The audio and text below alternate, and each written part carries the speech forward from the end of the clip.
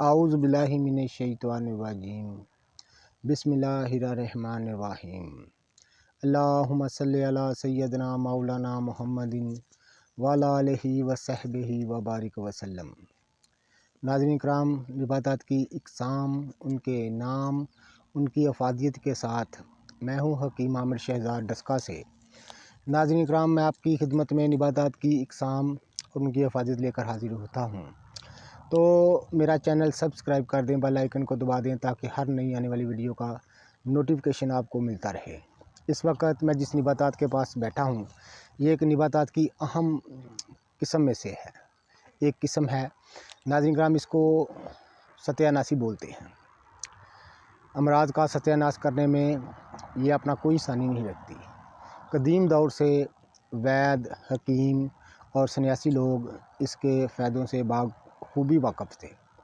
تو ناظرین کرام، پرانے دور سے اس کی فائدیت جو ہے وہ آپ کو حکیم لوگ جانتے تھے، وید لوگ جانتے تھے۔ تو اس کا استعمال مختلف امراض میں وہ اس کو استعمال کرتے تھے۔ تو قدیم دور سے یہ مشتمل ہے۔ تو کیمیا کی یہ چابی مانی جاتی ہے۔ جو کیمیا لوگ ہیں وہ اس کے تحت دانتوں، اپداتوں کو بسم کرنے میں، ان کو کشتہ کرنے میں یہ بوٹی مانی گئی ہوئی ہے۔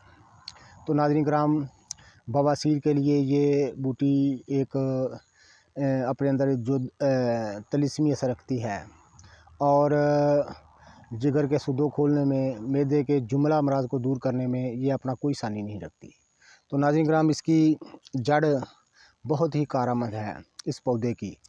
اس کے پھول یہ آپ دیکھ رہے ہیں، تو اس کے پھول بہت کارآمد ہیں۔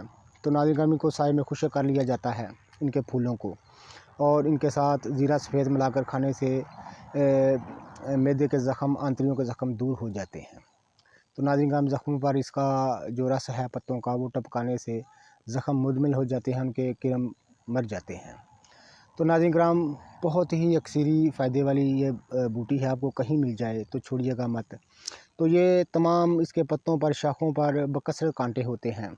اس کے پھول بہت ہی خوبصورت ہوتے ہیں۔ ناظرین کرام، یہ دیکھیں، میں ہاتھ لگانے سے ڈر رہا ہوں کیونکہ میں نے کوئی گلوز وغیرہ نہیں پہنے۔ تو یہ ان پر بہت سارے بکثرت کانٹے ہوتے ہیں۔ تو کتنے خوبصورت کے پھول ہوتے ہیں۔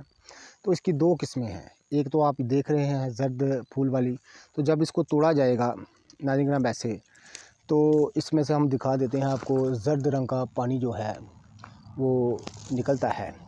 تو ایک جو ہوتی ہے وہ سفید پھول والی ہوتی ہے، تو اس میں سے سفید دودھ جو ہے وہ نکلتا ہے، لیکن وہ قسم ذرا نایاب ہے۔